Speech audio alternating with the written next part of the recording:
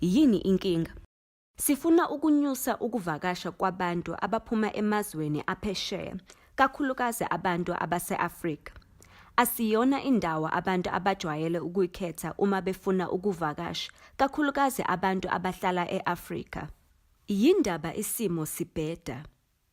Sifuna ukuzuza ngezivakashi ezicebile ezingathuthukisa umnotho wethu, kodwa sinenkinga yezivakashi zasemazweni akhuphukayo nase-Afrika abafika ngamaviza okuvakasha bagcine sebehleli unomphela. Lokhu kuchaza ukuthi sinezidingo ezinzima zokuthola ivisa zamazwe akhuphukayo, kodwa izihambi zase-USA, e-UK nase-EU bavumelekile ukungena kalula. Lokhu kudala ukuthi abantu abase-Afrika bacabange ukuthi sithanda abantu bamazwe aphesheya, kodwa sibandlulula abantu base-Afrika. Uma uyisivakashi esiphuma emazweni ase-Afrika, udinga ivisa ukungena eMzansi Afrika.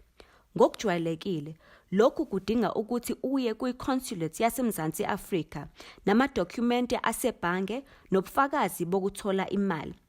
Emazweni amaningi e-Afrika, imishini yaseMzansi Afrika isezweni elinye.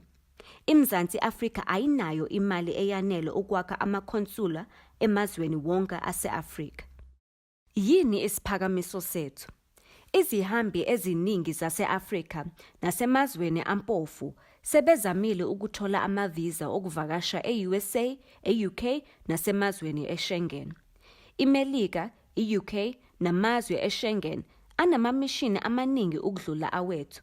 Indlela yokuhlola abantu abafuna amaviza inzima ukudlula eyethu. Thina siphakamisa ukuthi uma isivakashi sifuna ukuza eMzansi Afrika, sizovakasha futhi unayo ivisa yasemazweni aphesheya, kumele sibavumele bengene kalula. Yini intengo yalento? Sizolahlekelwa imali esijwayele kuyibiza ukuthola ivisa. Sizozuza ngokuvakashelwa yizihambi ezinemali ebengeke zizame ukuthola ivisa yaseMzansi Afrika.